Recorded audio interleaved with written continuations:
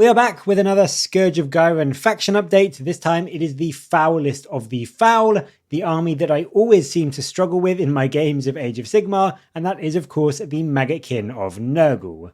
I've always liked the Maggotkin, but I do always seem to have problems with them. They always just seem to steamroll over my armies, so I wasn't really looking forward to seeing what else they were going to get in addition with this new season. But in terms of what they have got with this little update, the Maggotkin have managed to find themselves blessed with not only 3 new heroic traits, but also a fancy and, let's be honest, a long overdue prayer lore, which they haven't had before, as well as seeing an update to a war scroll, which is actually really interesting. Now, we'll start with the traits because they do have a lot of potential, I think, although I think it's fair to say they do already have some fairly stiff competition from some of the nicer ones in the main faction pack.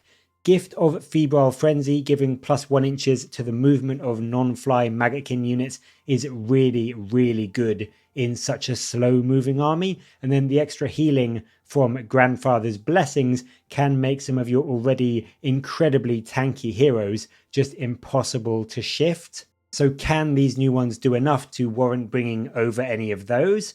Well, we start with Living Plague. This is once per battle in any combat phase, you can inflict the disease rule onto an enemy unit that you've charged and are in combat with. And I think that's okay. It means you can guarantee that you are giving a unit that disease rule, which means you're going to do some extra mortals at the end of the turn, or can just be a nice reliable way to get that disease to shift onto some other units nearby, thanks to how the Blessed by the Grandfather battle trait works.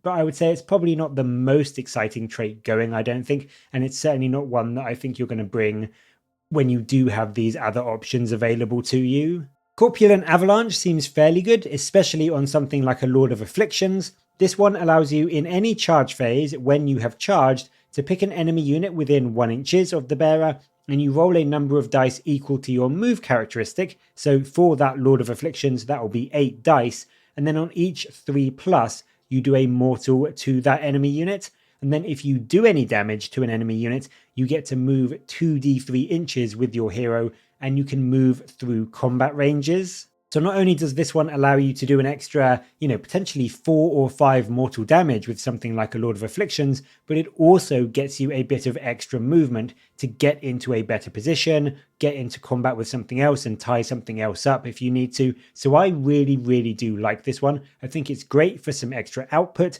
and it's great for some extra mobility and movement, which are 2 things the Maggotkin really do like to have more of. The final choice is Unctuous Preacher. This one makes the hero a 1-chant priest, or it just gives you +1 to the roll if your bearer is already a priest, so essentially your Harbinger of Decay.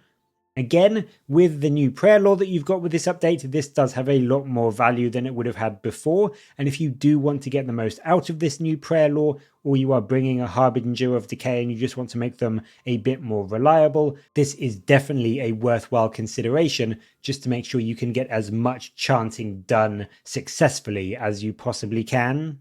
So I think overall they're fairly solid. They do have some good utility, and certainly I think Corpulent Avalanche can add a substantial amount of damage to something like a Lord of Afflictions as they are charging into the enemy. So they're not all exactly must-takes, but I certainly think if you want to try out things like Corpulent Avalanche or Unctuous Preacher, they are definitely worthwhile looking into over some of the faction pack ones. Now, if you do decide to run Unctuous Preacher, then of course what is up next, which is the prayer lore, will be of particular interest for you. This prayer lore is called the Benediction of Sickness, and it consists of 3 prayers, which are all fairly easy to chant. They're all cast, or chanted, should I say, on a 3+. So essentially, if you are bringing your Harbinger of Decay with the Unctuous Preacher heroic trait, you are going to be getting these off on a 2+, which is really powerful. We start with Infectious Surge. This one allows you to pick a friendly Maggotkin unit wholly within 12 inches of the chanter, and they add 2 inches to their movement characteristic for the turn.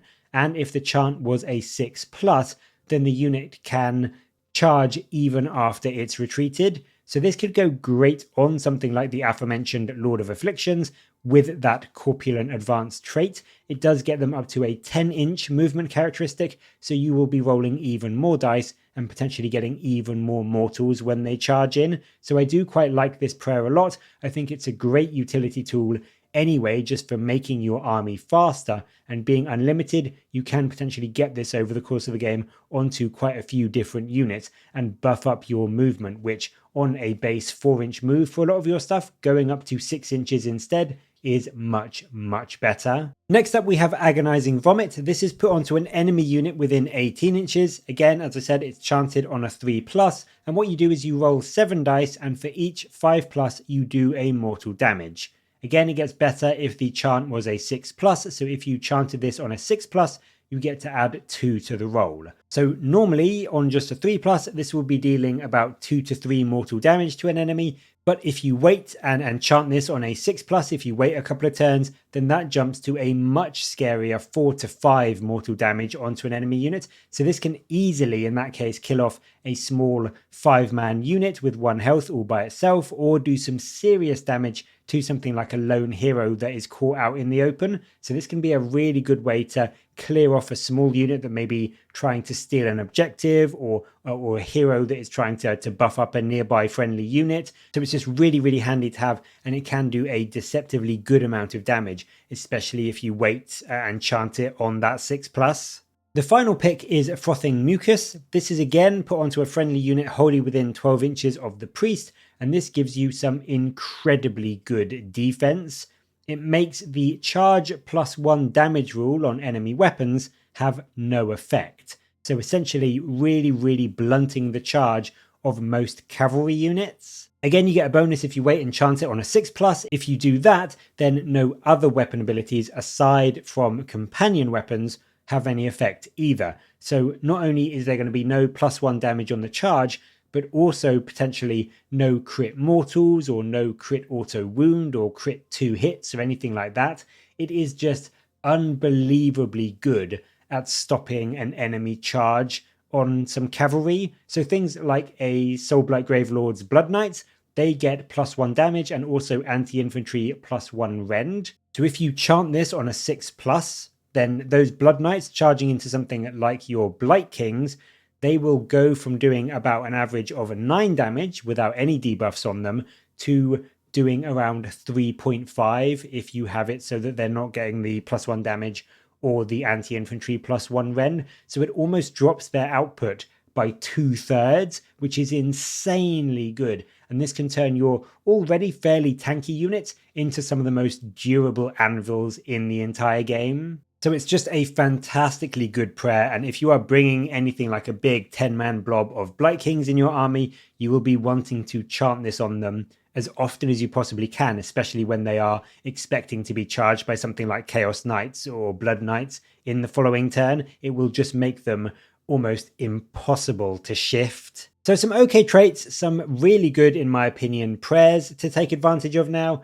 But of course, the final new thing in this update is the change to one of the War Scrolls. It is a fairly hefty change, and it is for your named Great Unclean One, which is Rotigus, and he gets some fairly significant updates to his rules. You can see his profile from the faction pack on the screen now, alongside the changes that have been made on the right-hand side, and you will see immediately that his health, his movement, and his save are all the same.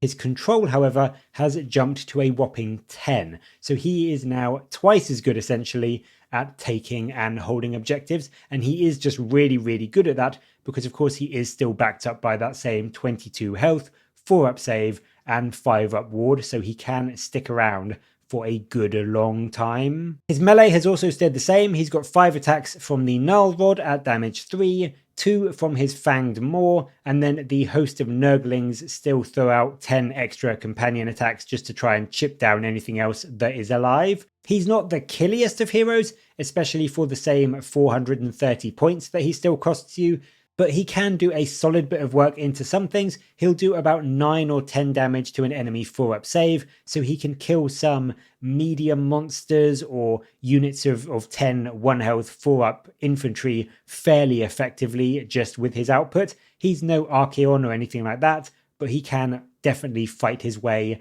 onto an objective and help take it for you. He's also still a 2-cast wizard, but his unique spell has changed. The old Deluge of Nurgle, which could potentially do mortal damage to each enemy diseased unit on the battlefield and also heal up every single one of your units, and was, in my opinion, one of the best spells in the entire game, has now changed to a very different one, which is called Virulent Downpour. This is cast on a 7+, so it's slightly easier to cast than his old one, which was cast on an 8, but what it does is it adds 3 inches of range to his other ability, which is also new, Befouled Rainfall, for the rest of the battle. And it also states this can stack. So if you got this spell off in, say, 3 hero phases, then you would be getting 9 inches of extra range on that ability. And then on top of that, just as a nice bit of extra, when you cast a spell, you also do a mortal damage to each enemy unit that is in range of the Befouled Rainfall ability. So it's just a bit of token chip damage. It's not really going to do much, but by sort of the mid to end game, this can be catching quite a lot of enemy units in it for that 1 mortal damage. But the main buff is just improving the range of that aura. And the reason that's so good and so powerful is because the Befouled Rainfall ability itself is unbelievably strong. And what Befouled Rainfall does is that it is a passive that drops enemy armor saves by 1 whenever they have a unit that is within 6 inches of Rotigus. So whenever he or some of your other units are in combat, he is essentially giving quite a lot of your stuff an extra pip of rend into the enemy. And then, as I said, if you get that spell off even just a couple of times, that can very easily, by the mid game, go up to a 12-inch or even a 15-inch aura. So it can cover a huge part of the board with this debuff, and it can make even things like Chaos or Stormcast armies drop down from their good 3-up save to a much less reliable 4+. So he is a fantastic debuff piece now, and he brings, essentially by the mid to end game, an almost army-wide extra pip of rend to your forces, so he can be exceptionally good value into pretty much any enemy faction. He also still keeps the Bringers of Plenty for +1 to cast, which is great when you are going to be wanting to get this spell off as much as possible, as well as any other casting he does, because he is, of course, remember, a 2-cast wizard, so he does get to cast 2 spells. And then finally, his Rampage has also changed. Mountain of Loathsome Flesh is gone. That basically did mortals to an enemy unit when he charged into them and was better against big blobs of like 20 enemy models.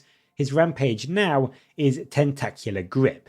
This is done in any combat phase, and it lets you pick an enemy unit that he's in combat with and roll a dice, and if the roll is higher than the enemy save characteristic, then you do that much mortal damage to them. So it's actually quite good being able to do a guaranteed 4 to 6 mortal damage to an enemy 3-up save as long as you roll higher than a 3-up is really strong. It is obviously less good against worse saves, but it can help you chunk down some of those more tanky or scarier heroes that do tend to have better saves. I'm not sure if I feel it's as good as the old one, to be honest. It's certainly better into elite units and sort of those sole individual heroes, whilst his older one was better, as I said, into those big hordes of chaff. So it kind of depends what you're going up against as to which is better, I suppose. But this new one is very good. And I think certainly if you go up against Chaos or Stormcast or other armies with decent saves quite often, this can be a really nasty Rampage to throw into some of their units.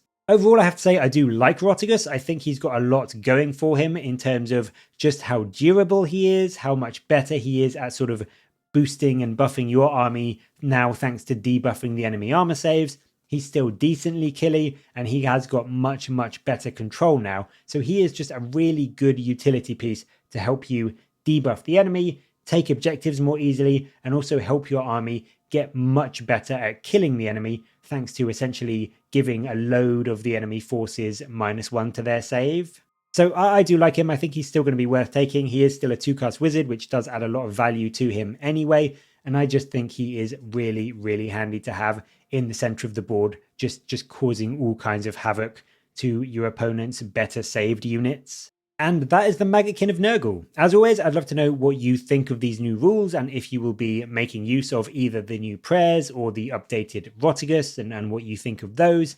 Let me know all of your thoughts down in the comments below. And as always, thank you very much for watching. Please do like and subscribe for more Warhammer content from me. But until next time, I'll catch you later, guys.